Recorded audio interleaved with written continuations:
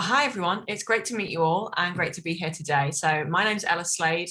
My pronouns are they, them. I work at IBM, the big tech company. I've been here for 7 years nearly, which is crazy. It's completely flown by. And I've been in my role within the global diversity team as the global LGBT plus leader for almost 2 years now, which again has also completely flown by. It's gone very, very quickly indeed. I still feel relatively new and there's still so much stuff that I want to do and want to focus on in my role.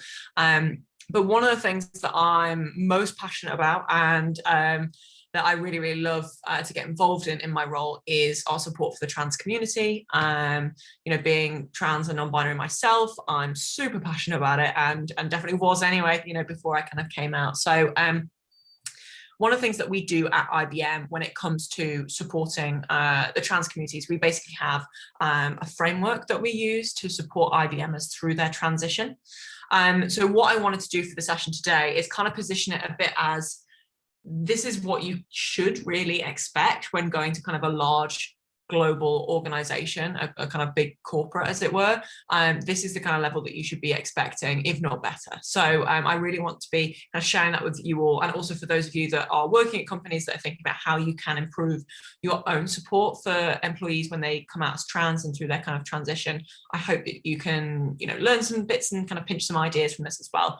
That's the whole point of this, and I'm more than happy to, connect with people on LinkedIn and have further conversations about it. If you want to get into kind of the weeds of some of this in more detail, I'm absolutely okay to do that. So what I'm going to talk to you about today is I'm going to talk to you a little bit about the framework itself and how we developed it. So where we kind of started from originally and all the way through to kind of where we are now with this framework that we're continuing to iterate on. Not only have we created a framework, but we've also created a white paper. So a lot of the content that I've pulled today has been pulled from the white paper, but the white paper goes into a bit more detail about some of the kind of context and history of creating this framework. So the white paper is available externally as well, so I can share it with you all, which is great. I'll then kind of take you through the sections of the framework. So the introduction, the preparation, the workshop and support. I'll just kind of explain what's involved at each of these different stages of the framework. How does it work in practice? And just kind of give a few kind of anecdotal kind of just messages of what's kind of worked well and what things that I'm aware of that we're trying to improve. I think one of the things that I'm very conscious of in this space, but in everything I do in kind of LGBT plus inclusion, is that we're not perfect. And as far as I'm concerned, I don't think any organization is perfect. We all have room for improvement and there's always more that we can be doing. So I'm always keen to make sure that we are just continuing to learn. So I'm continuously getting feedback, whether that's from external organizations, external people, trans people within IBM, externally. I'm all about kind of getting feedback and enhancing.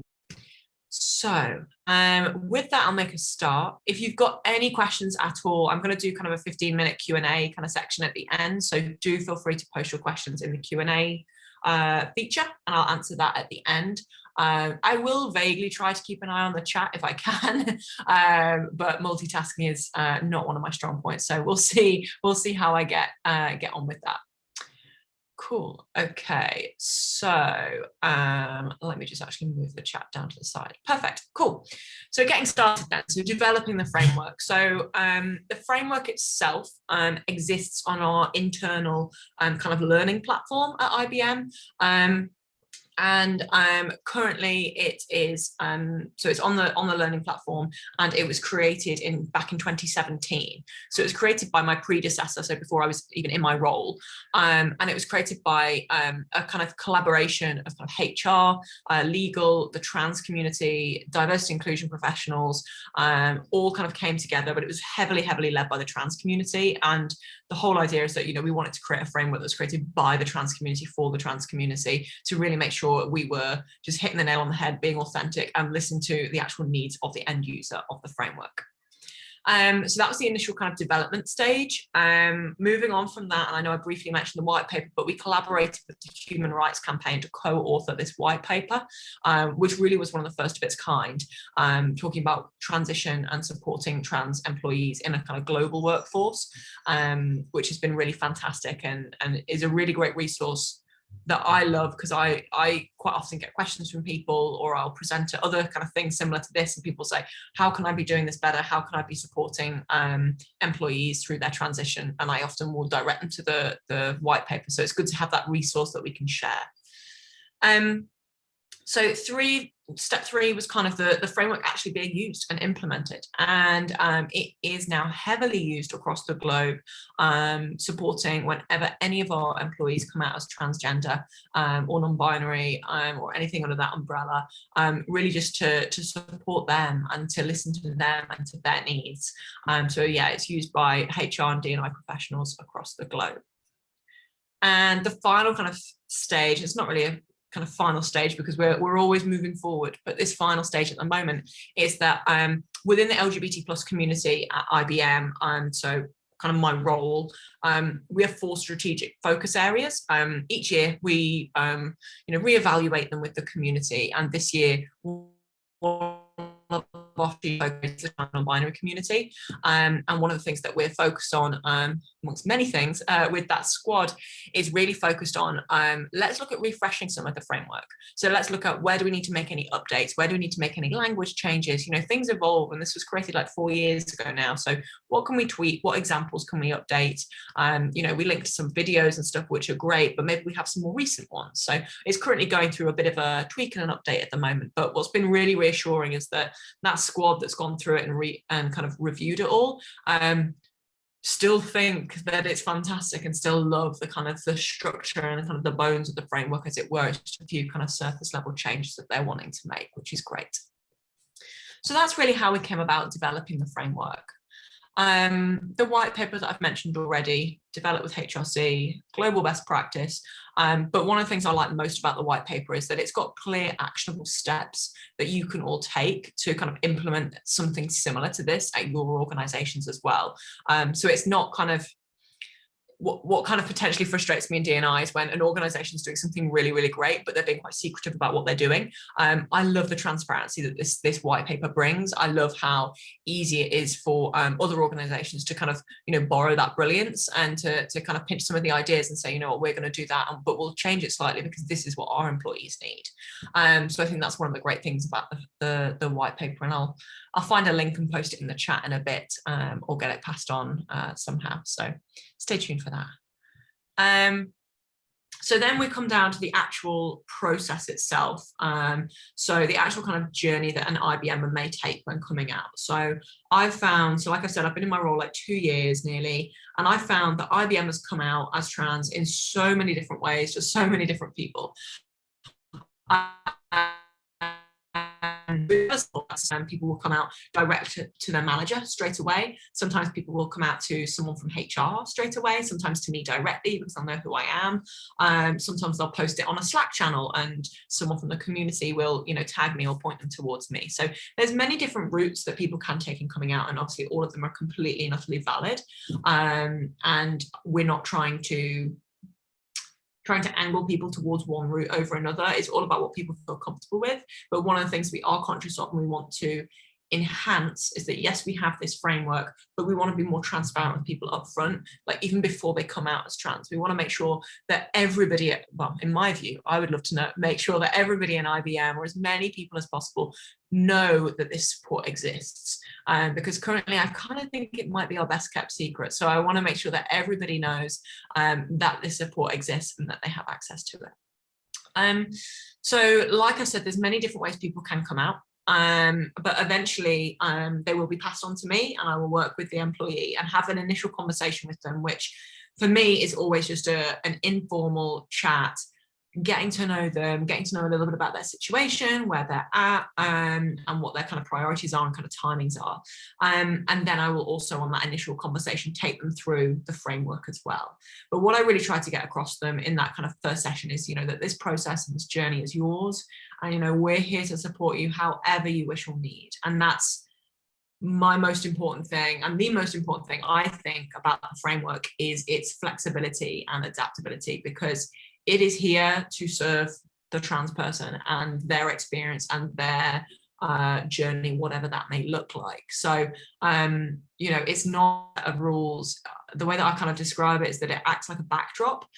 So it's always there, and we can refer to it and can look at it and can use it to guide us. But ultimately, I'm led by the employee, and I will work with them on whatever they need at whatever timeline they need. Sometimes I meet with people and they're very much like, I just want to know what support is out there.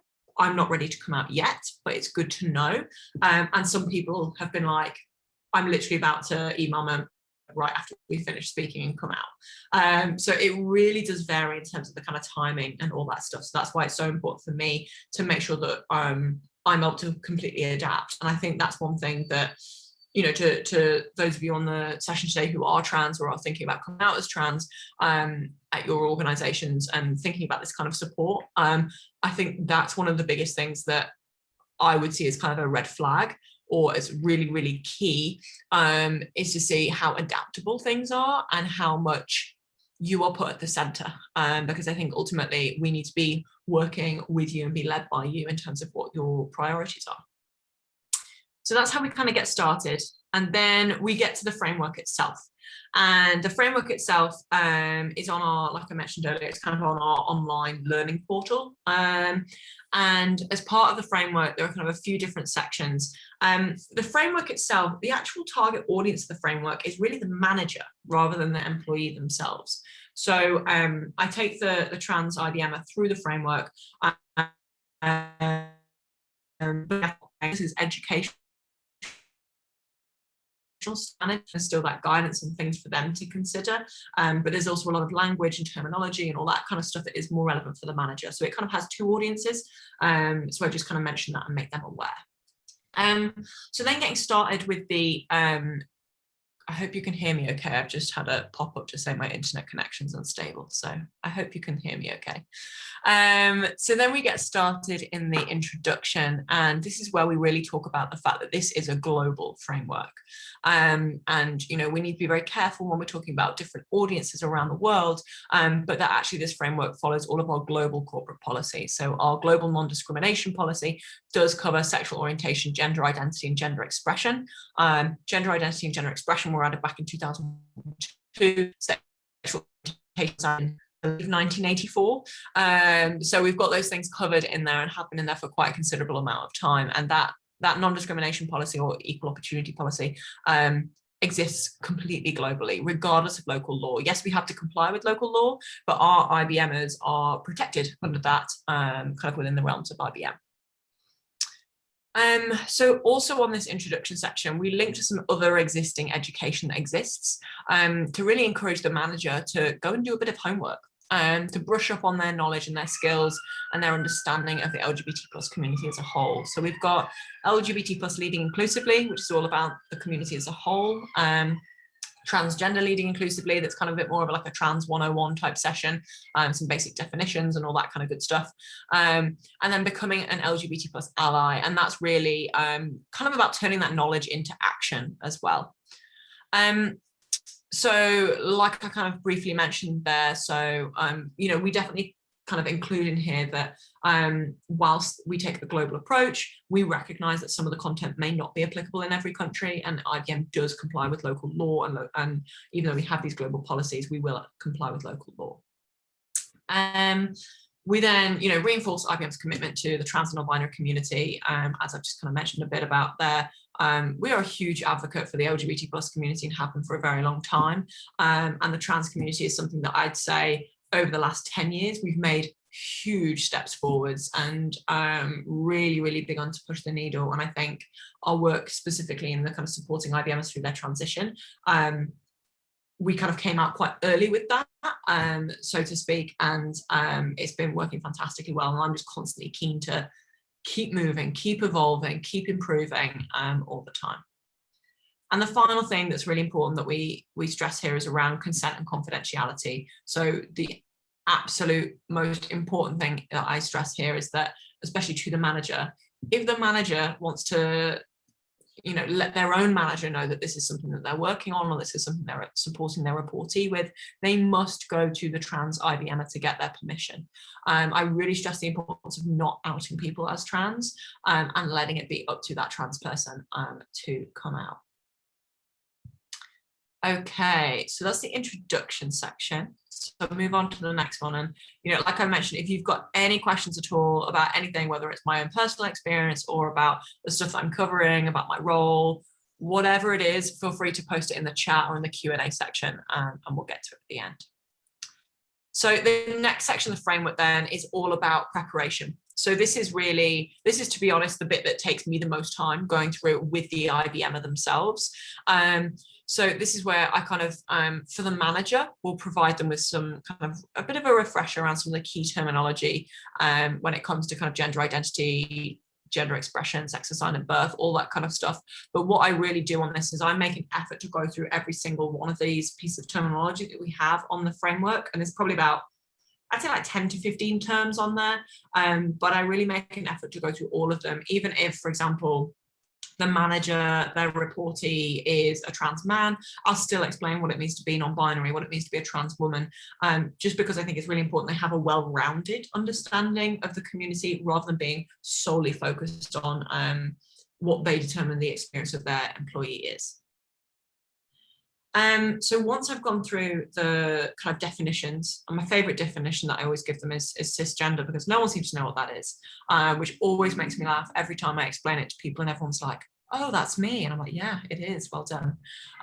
So that's always my favorite thing. It always makes me laugh a bit. But then we move on to some more practical steps and things to think about. So some of the things in here are around guidance for name change and changing your name at IBM. And I give kind of a bit more context and background around how that process works. And the fact that we actually do have a workaround if you have not legally changed your name, because we fully recognize there are so many barriers for people being able to, specifically trans people, being able to change their legal name in the UK and in other countries as well. There can be many different barriers to that. So we have a bit of a workaround in place at the moment to support IBMers who have not legally changed their name but go by a different name, and that's something that we're really proud of, but we're continuing to iterate on. We've come a long way, but we accept that it's not currently perfect, and that's something that I'm really, really keen to get sorted, kind of once and for all, and to get it all properly sorted.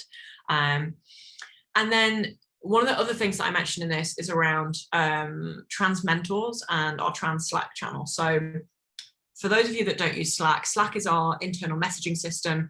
It's kind of like, I want to say it's kind of like WhatsApp. I don't know if that's quite fair, but you've got loads of channels, which are essentially like your WhatsApp groups.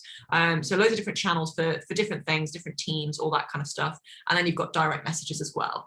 And our Slack is currently on the, there is like an enterprise kind of connection that we have with Slack, an enterprise kind of license, that's the word. So there's loads of workspaces, so separate kind of areas within Slack, and there's all covered by IBM.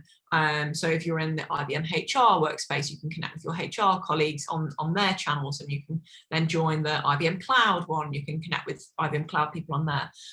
But what actually happened with the LGBT plus community was in the early days of IBM adopting Slack, some LGBT plus IBMers set up a Slack workspace that was separate from the IBM grid. So it's different from the IBM enterprise grid. And one of the big and main reasons for them doing so is because once you're on this off the grid workspace, once you're on there, you can't see anybody's email address on their profile. Whereas when you're on the grid, you can see everyone's email address. It's connected to our kind of internal employee directory. You can see everyone's name, all that kind of stuff. Whereas off the grid, you can't see that level of detail. All you can see is their display name, which you can change very easily. And the reason that we did that was so that, it was set up organically, but the reason we've consciously made a decision to keep it like that is because we fully recognize that there are many IBMers who are not out yet, whether that be out as any kind of part of the LGBT plus community, but especially for the trans community, it can be really useful for them to start going by their new name on this separate Slack workspace, and to change their profile picture to connect with other trans or other parts of the LGBT plus community, IBMers, and to really connect with people in that safe space. So that safe space has completely grown, and we've got about 3,000 members on there, and it's fantastic. But also within there, we have a specific channel, and it's a private channel for the trans community, and it's lovely. There's a separate one as well for the non-binary community, and a separate one for a few other identities. But they're just lovely, lovely spaces and lovely conversations. And it's a lot of people just wanting to connect with more trans people and more trans people within their organization, and find out about other people's experiences, and also just sharing positive things in their life. You know, I love going on there and seeing someone be like, I just came out to my parents and it went really well, and you know, I shared this resource with them and it really helped them to understand how I identify and all this kind of stuff. So I think we've really kind of got something quite special here with that Slack channel. That was a very long-winded explanation of Slack, but I hope it makes sense. And trans mentors, yes. So we also have kind of an informal kind of mentoring program when it comes to trans community. So I ask people when I'm supporting them through their transition, would you like to be put in touch with a trans mentor? I ask them if they have any preferences. Sometimes people most likely would like someone in the same country as them, maybe with the same kind of identity as them, if that's possible. And I basically try to match them up with somebody else, so that they can kind of just support one another and kind of share some of their experiences, and to just kind of have that direct, you know, access to another trans IBMer in a more supportive kind of capacity. So also within this stage of the framework, we start talking about timelines and communication strategies. And a few of the key things that we mentioned here is around plans for coming out. That's the biggest one that I think takes quite a bit of consideration, quite a bit of time. So sometimes when I speak to IBMers, they've already come out to their manager, but not always. But most, I'd say probably in nearly all cases, IBMs haven't yet come out to their team. So we discuss a little bit about how people feel comfortable doing that and what their plans are. I'd say in terms of coming out to managers, everybody seems to do it in completely their own different way. Many people do it over the phone, do it over Zoom, do it over an email, a Slack message. Everyone has a different way of coming out to their manager. But when it comes to coming out to their team, most people tend to take the same route, which is an email and keeping it nice and short and sweet, and just saying, this is how I identify, or even just saying, this is now my new name and these are my new pronouns, and letting them know that they will be provided with more education, because I think that's really important to remind the team that they will be educated. Also in the same kind of train of thought, when we're talking about timelines, is how the name change process slots in with the communication strategy. So for example, if someone's planning on coming out to their team on a Monday, at what point do they want their new name to start displaying on all of our systems? Is it literally from the moment they hit send on that email? Do they then want to see their name start appearing on the IBM systems? Do they want to send the email on a Friday, log off, and then come back on the Monday and have their new name everywhere? Some people that I've worked with have been moving anyway within their role from one kind of project team to another project team, to kind of a new task manager, a new team, all that kind of good stuff. And they've actually liked to stop working with this one team as their kind of old name and pronouns, and then start with their new team with their new name, new email address, new pronouns, all that kind of good stuff. So one thing that I've really learned in my role is around that timeline is so critical, but can change all the time, and it really can. And for me, this, as far as I'm concerned, this is the most important thing about my job. I will move any call. I don't care how senior the person is that I'm speaking to. This is the most important thing that I can ever be working on, because it has such a direct impact on someone's life and someone's well-being and how included they feel within the organization, and just not even within the organization, but you know, when they look back and they think about their coming out journey, this is going to be a huge part of it. So I want to make sure that that's a success for them. So I really want to make sure that we can adapt whatever timeline we'll come up with if they need to change it. And that's kind of exactly my last bullet point on here around a completely flexible approach. You know, some people I work with will be gearing up and building and getting ready for them to send that email to their team. And then sometimes I'll meet with them and say, you know what, actually, I'm not ready. I need a couple more weeks to just have a think about it and to just kind of prepare myself. And that's absolutely fine. You know, I always remind people that the timeline you set is your timeline. It's not an agreed upon, I have to sign off on it or anything like that. It's completely their timeline. So if things change, that's absolutely fine. Okay, so the next section is the workshop. And I know I kind of briefly mentioned on the last section that that there was a workshop part of it. So so the workshop page on the framework includes some kind of educational materials for the manager. There's some videos on there that the manager can explore. They're really kind of personal stories from IBMers about their own experience, whether that be at IBM or in kind of previous roles outside of the company, but really just talking about their experience as trans people and what's helped them and what has not been so helpful along the way, so that the manager can really explore this and really just get a deeper understanding. But the most important thing about this kind of section of the framework is the workshop itself. So I offer the ability to run a kind of 45-minute workshop with the kind of immediate team of the employee to basically educate them about the trans community, about what it means to be trans, about lots of things to do with the community. But from my perspective, the most important thing about that session is to create that safe space for the team to be able to ask any questions that they have and to be able to raise any concerns or any fears or anything that they're nervous about, because people are nervous, and people are nervous because, well, my understanding is that people are nervous because they don't want to offend their colleague. They want to get things right and they want to support them as best they can, but often they don't necessarily know how to do that straight away. So my purpose with the workshop is to equip them with that knowledge, to be confident and to be able to work with their employee and support their colleague as best they can. So for that reason, of that kind of safe space and all that kind of good stuff, typically the trans IBMer does not attend that session.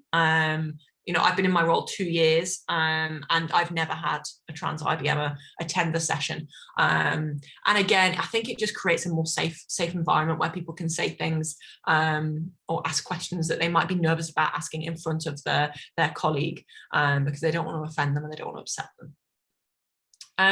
So in terms of the actual content of the workshop, I've kind of broken it down into kind of 4 sections here, but it's actually kind of much more than that. But the first section we really focus on is some background and statistics around the trans community. And I try to localize these as much as I can, if possible. So if I'm focusing on, for example, I supported someone in Poland, you know, I try to find some more kind of local statistics about being LGBT plus in Poland and specifically being trans. If I'm doing it in the US, I pick on some more kind of US-based statistics and so on and so forth. But what I really try to get across here, so the statistics are mainly around the harassment and discrimination that the trans community faces, also about what that looks like in the workplace, you know, that on-the-job harassment and discrimination, and then also a bit around mental health and the trans community. And just some statistics there. I think the reason that we include this section is to really get across, because it is quite a harrowing section, but I think it's really important because I think it gets across to the audience and the team quite how difficult it can be to be trans and why it's so important that we all as colleagues, as IBM employees, as friends of you know, our colleague, we make sure that we do our absolute best to make sure this employee feels included. So I don't really say it all to be negative or to, you know, get rid of any aspect of trans joy. I'm really not trying to do that. It's really just about setting the scene of how difficult it can be to be trans and why this is so important. Then we go on to the next section, which is all around terminology, inclusive language guidance and pronouns. So I talk through you know, lots of pieces of terminology such as sex assigned at birth, gender identity and gender expression, and I really start explaining, okay, so I give a few examples basically. So I say, you know, someone could be assigned female at birth, maybe identify as a male, and maybe they express themselves in an androgynous way. Maybe someone that was identified as male at birth identifies as male but expresses themselves in a feminine way. So I talk through a few different examples for them to just kind of get their heads around these concepts, and also the fact that they're not related as well, I think is a really, really important thing to point out. You know, just because someone expresses themselves in a more feminine way, you know, isn't necessarily related to their gender identity. So I think getting those things across to them is really important. And then I go into kind of more detail on some more terminology. And after the kind of terminology piece, I kind of pause and ask for questions and stuff, because I'm always conscious that, you know, we have a lot of terms in the LGBT plus community, and I think that's fantastic. And I think, you know, people's ability to find, you know, safety and comfort in their identity is just beautiful. But I also get from the outside perspective that it can cause confusion. So I want to create that safe space where people can say, hey, I heard this word queer, for example, like, it used to be a bad word, I don't get it, how is it used now, what does it actually mean? So I often create that space where people can bring forward any other kind of terms or ask questions about terms and how to use certain words in sentences. Actually using the word trans or transgender in a sentence is something that I spend a bit of time going through, just so that everyone is comfortable and familiar with how you use the language. Then we talk a bit about pronouns, about why they're important, about the fact that at IBM, you know, we've even had, you know, guidance from our CEO to include it in your email signature, your Slack status, your Slack name. You can actually add it. So our HR system is Workday at IBM, and it's set up in a way that you can enter your pronouns on Workday. And what it then does is it filters through to our employee directory. So our employee directory, basically, you can just look up anyone. So if you look up Ella Slade, you can see my pronouns are they, them. It's listed on there. And that's all because I entered it on Workday, so it filters through automatically, which is fantastic. So we're continuing to do lots of push around pronouns, and I know that it's not the be all and end all, and there's still so much more stuff that we should be doing. But I think it's a really great start and a really great tangible thing that people can be like, oh, okay, I need to educate myself because I'm not fully sure what that means. So it's, you know, it's a bit of a starter in terms of getting people up to a good standard of education. Then we talk about microaggressions. So I really take the time to just explain. Sorry, there's suddenly building work happening outside my flat. So then we just take a bit of time to explain around microaggressions and some of the kind of do's and don'ts of when you're having conversations with your employee or your colleague, and just kind of interacting with them, topics to avoid, topics to potentially ask about, you know, just things that you kind of can and can't say. And, you know, I always caveat this with, this is a personal thing for everyone, and everyone has their own different interpretation. Some people are very much an open book and will share lots of things with you. Some people are a bit more private, and we just need to respect that. One of the things that I really try to get across in these slides is when I'm talking about transition, I really try and get across to people that, you know, we as society have been, you know, influenced by the representation we see in the media, by the coverage that we've had on the news and on social media around the trans community. And it's incredibly limiting, and it can be incredibly damaging. And it can place such a focus on medical transition, which is completely and utterly valid, but I think it's also completely and utterly valid for people to be trans and not medically transition as well. And so what I really try to get across to both the manager and the team is that let's just focus on this employee. Let's focus on this individual for who they are, and whatever journey they take is wonderful. So it's really just all about them. So that's one of the key things I try to get across. And then we go to kind of open discussion and questions. And like I've said, I kind of try to encourage people to ask lots of questions, any ideas that they have, or any thoughts, any concerns, anything they're nervous about. I kind of create that safe space where they can ask that. Typically teams are quite nervous, and maybe there'll be a lot of awkward silences before someone asks their first question. But once they get started, it flows a bit more naturally. And, you know, I say that they can always kind of come back and kind of ask me further questions at a later date. It's never a problem. Okay, so that's the workshop side. And from a general timing perspective, I try and do that pretty much straight away after the employee has come out to the team. Obviously, it's up to the employee when they want this to happen. But we really try to get it as close to them actually coming out to the team as possible to make sure that the team are educated straight away. Not because I worry that anyone will do anything wrong or say anything inappropriate, but because I worry that the team will retreat from the trans person because they're worried that they're going to say the wrong thing. So they'll potentially back away because they don't want to offend them. Whereas what they're actually doing is then making them feel pretty lonely if half their team are kind of suddenly being a bit distant. So yeah, so that's one of the reasons I try and get it in straight away.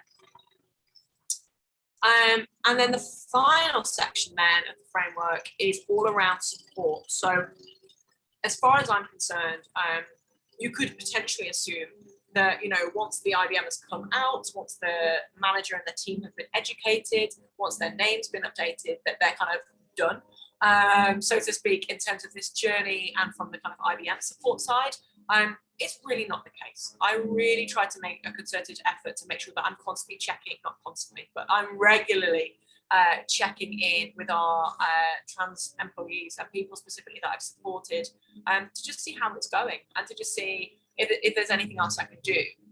So that workshop that I run, sometimes obviously teams are made up very differently, kind of made up so many different kind of formats of teams, and sometimes people will say, I've changed teams, please can you run the enablement session again, or can I come and do it because this one person was out of office or whatever. So I'm more than happy to be flexible and to kind of work around individual people's circumstance.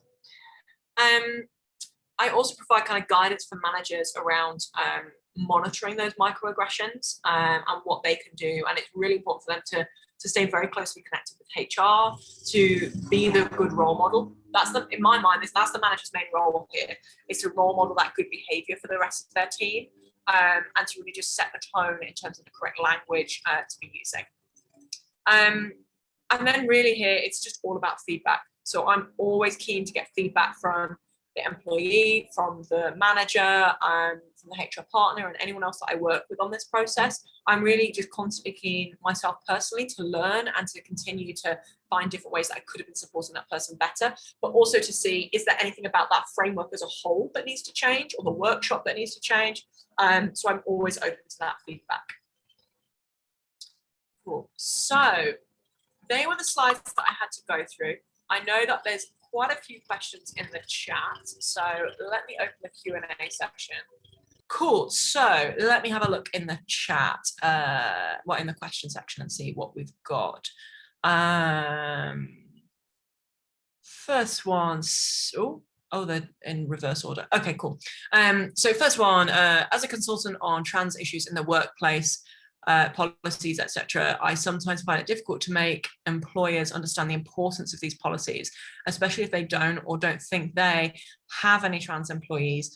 Any tips for navigating that conversation? That's awesome. I really like that question. I think that whole idea where employers or just managers or people in general think that they don't have any trans employees is beyond ridiculous. We are out there, absolutely, we are there. And I think trying to get that across to people is really key, and saying, just because you don't think you have anyone who's trans doesn't mean that you don't. And it's really important.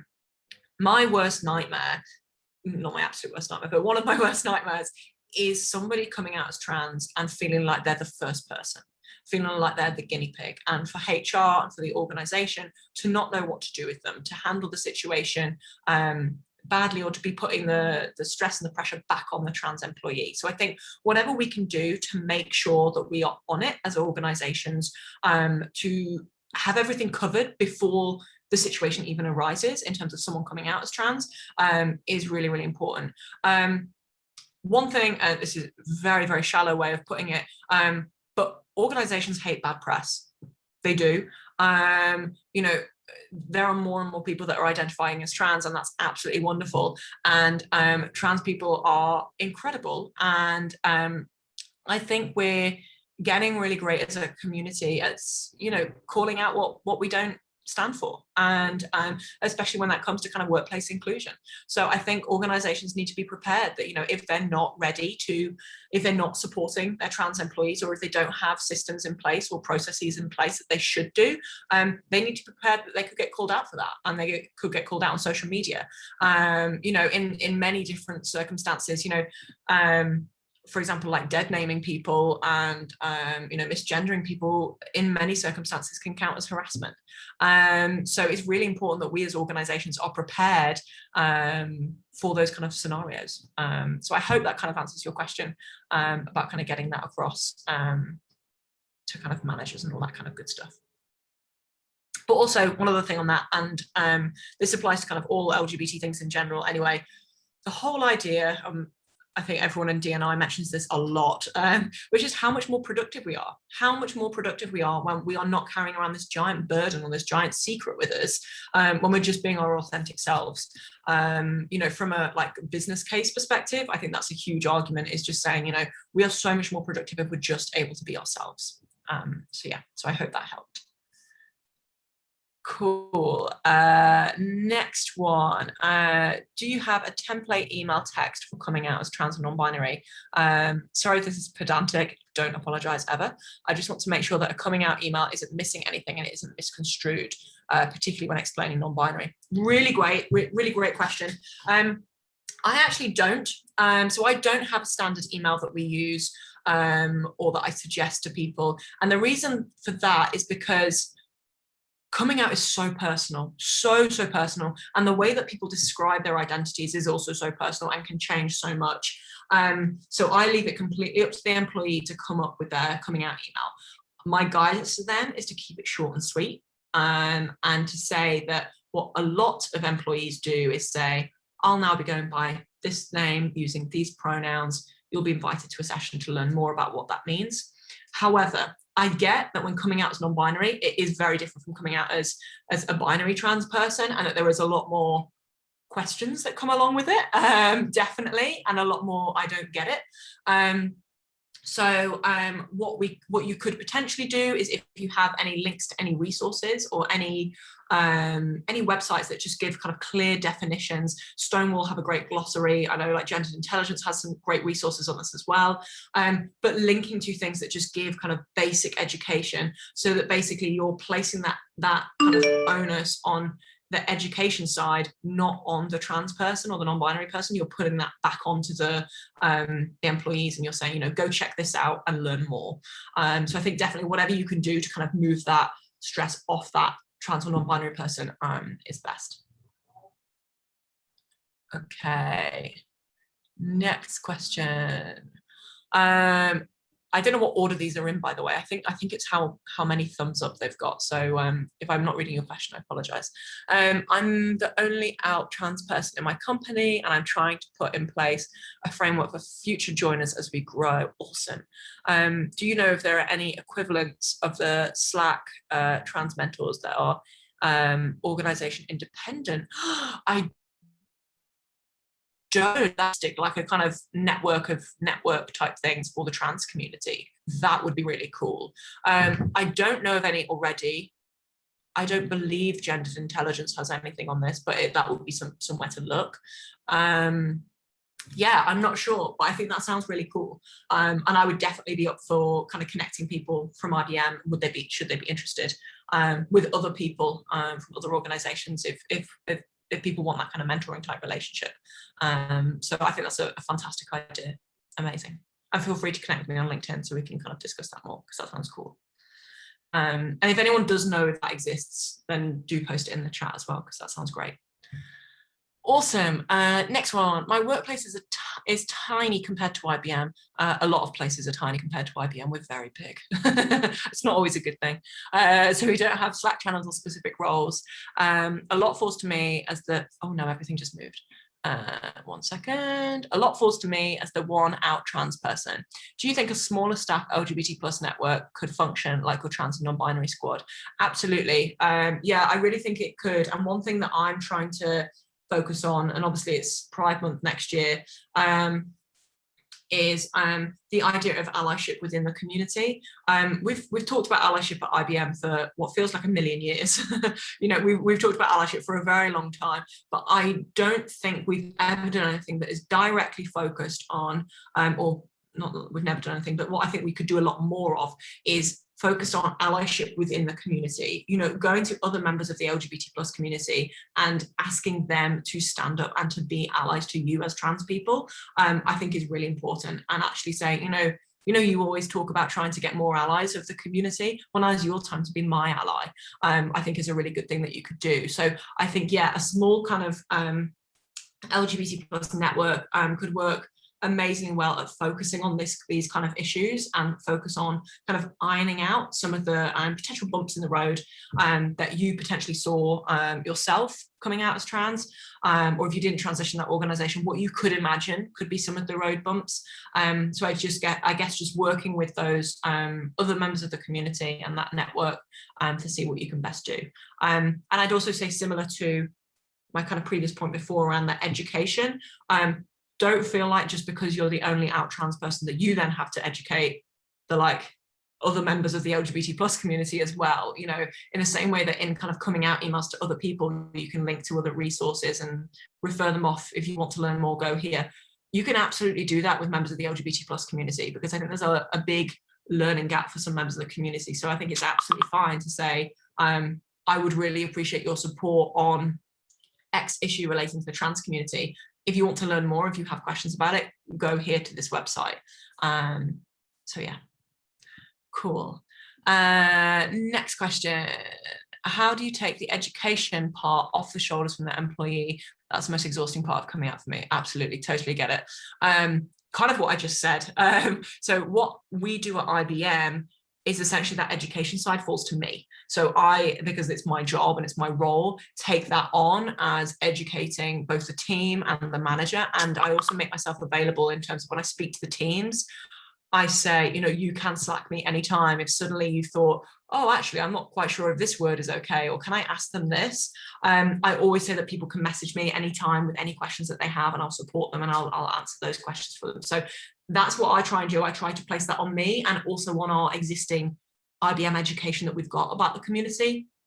At your organizations, think about other resources that you can link people to. Gender Intelligence have loads of great trans inclusion resources.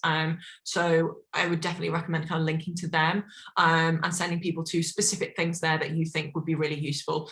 Because yeah, it's not our job to educate people. I mean, it literally is my job, but it's not our job as trans and non-binary people to educate people.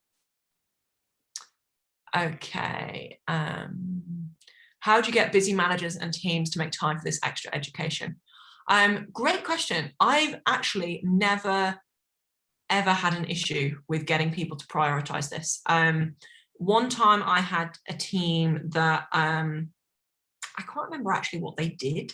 Yeah, I can't remember actually what they did, but they basically, the team worked in shifts, so that I couldn't have all of the team on a call at once. So it was fine. I did one call one day and I did the other call at another point where they could make it. So I basically just split the calls and just did it twice. But I've never had a problem. I think because I always stress the manager, your job is to role model this good behavior and role model how important it is to get things correct. That really puts that stress on them and that pressure. I don't want to make it sound negative by saying pressure, but put that pressure on them to just make sure that they're owning this and that they're doing a good job. So yeah, I've never had an issue with that. How has the COVID working from home situation affected this program? Is there anything you were thinking of doing differently when we were able to start working back in the office again? So interestingly, I have found I have had so many people come out since COVID began, and I've seen this like on social media from my friends and stuff as well. So I know it's not a specific IBM thing, but loads and loads more people have been coming out as trans, especially in 2021. I've been very busy, yeah. So that's one of the things that I've definitely noticed, and I think a lot of the kind of the commentary around that is that, you know, people are at home all the time. They've got nothing to do. They're just sat there with themselves. It's a huge time for reflection, and it's a huge time for thinking about how you want to live your life when you return to the outside world. So I think it's a great opportunity for people to reflect and to have a think about what they want to do differently. And that's prompted a lot of people to come out. I mean, literally, I came out as non-binary last July, you know, as a result of, you know, having that time to just sit there and think and be like, oh, actually, yeah, this stuff that I've been thinking for quite a while, but kind of just putting to the back of my brain and not really doing much with, I can address that now because I have this space. There are some things that from talking to and supporting trans IBMers, they've been wary of. So I don't know if wary is the right word, but they've basically said they feel it's easier right now coming out on Zoom, WebEx, whatever platform we're using, because often their conversations are just with their immediate team. They don't have to walk into the office and see everyone suddenly and have it be an immediate thing. By the time that they get ready to go back into the office again, their team will have been working with them as their kind of authentic gender for months already. So it actually eases that process for them. So that's actually been a really positive thing I've seen, is that it's just kind of eased that process of it. They don't have to suddenly come in on that Monday as their authentic self, and that could be incredibly scary for them, and face everyone all at once. You know, they've been able to be really comfortable with their team for quite a while. So that's been really interesting. Anything else differently? Gender neutral restrooms. I'm constantly talking about toilets. I kid you not. We have lots and lots of gender neutral restrooms at many of our locations at IBM, but not everywhere. And that's one of the things that I'm constantly trying to tackle and trying to get sorted, especially across a lot of our locations in the US, because we don't have them in everywhere there. We have them in most places in Europe. But we're just constantly trying to improve those locations in the US. Obviously, it depends on access to the office, on whether we're able to make any updates, all that kind of stuff due to COVID. So that's one of the things that has been kind of slightly held up as a result of that as well. Next question. Let me just check the time actually, because I'm blabbering on. Oh no, we're okay. We have developed a trans policy, line manager guide, and a transitioning action plan. Awesome. But from the session so far, I think it may need to be developed further to be inclusive of non-binary experiences. Any advice on how to include guidance that supports non-binary employees? Yes, awesome, great question. And actually, I said we're doing kind of a review of it at the moment. One of them, there was a few things that prompted that. A few things was a couple of bits of language that I just wanted to update, but was also, I had a few conversations with a few different non-binary people and taking them through the framework, and they were like, this is great, but I'm okay. Quite a few of them were like, this is great, but actually, you know what, it's all right. I don't feel the need to necessarily educate my team. I'm all right at the moment. Maybe at some point in the future. So that kind of poked me a bit to think, okay, actually, let's refresh this and let's review it with some more non-binary people.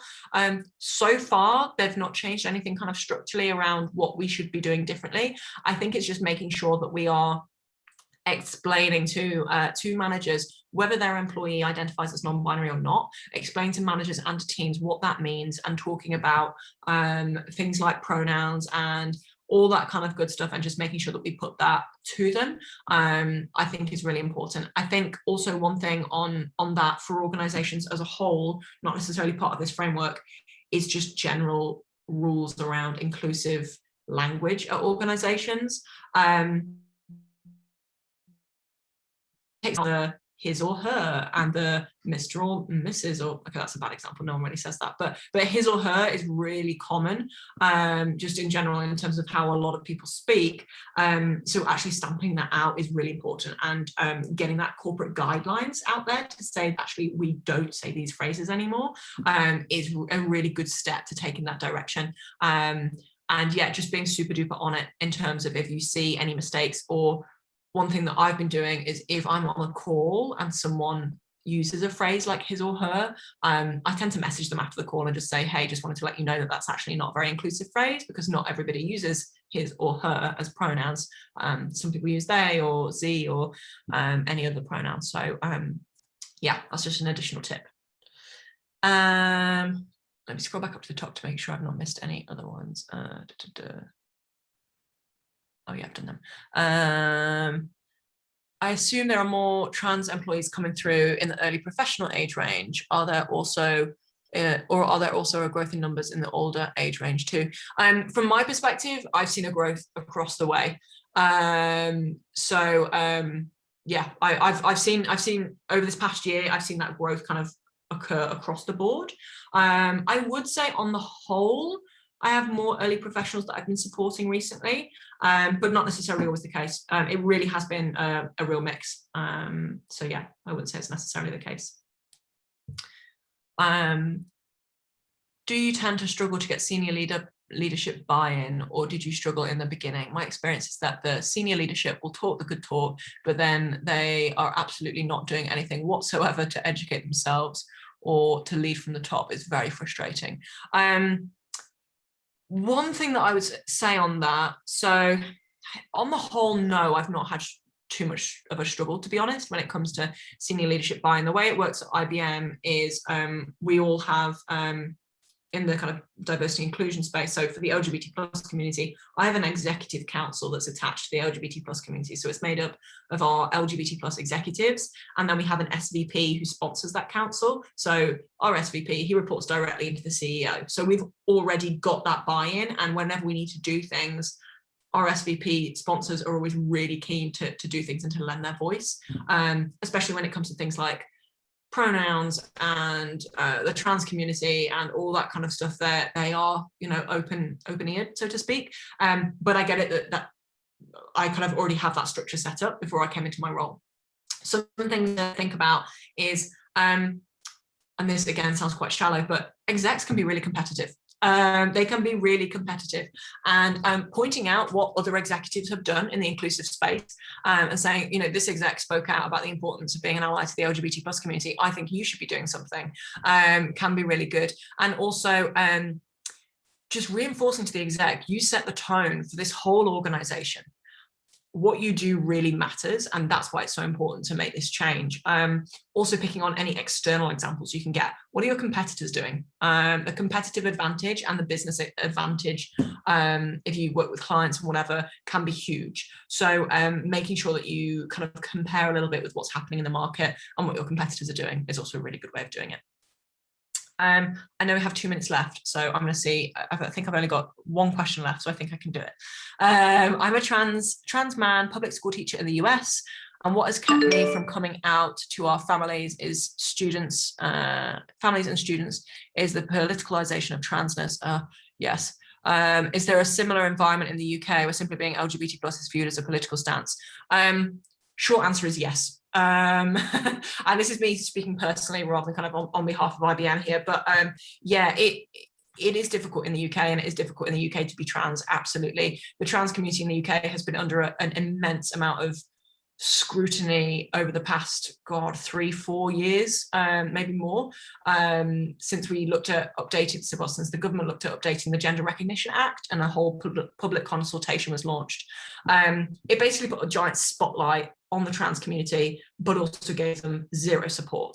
And I saw a lot of great commentary on Trans Day visibility, just about the danger of visibility without that support. And I thought that was really just an impactful kind of statement around yeah, just the fact that we need that support as well as the visibility. The visibility is all well and good, but actually if you don't have the support there, it's putting people in danger. So yeah, so that political element does definitely exist here as well. Yeah. May we have a copy of the workshop, please, or what you can share? Yes, we have a website that's beequal.com. Wait, www.beequal.com. That's basically our IBM inclusion website now. There is an LGBT plus page on there. I think there's a link to the white paper on there. If there's not, update it. So on there, so you'll have a copy of that.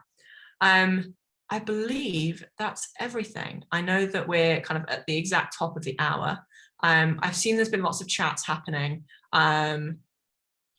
in the chat, which is cool. I know that we're going to kind of be able to save the chat, so I'll be able to respond to any messages to me in that chat. I'll have a look at it afterwards. But yeah, thank you so much, everybody, for your time and for checking this out and hearing what I've got to say. You know, like I said, it's not perfect. We're always moving forwards. So enjoy the rest of the summit. I'm so proud that we were able to sponsor and that I was able to be here today. I'm going to try and join as many sessions as I can. It sounds a fantastic agenda. So enjoy the rest of the summit and stay safe, look after yourselves, and thank you. Enjoy the rest of your day.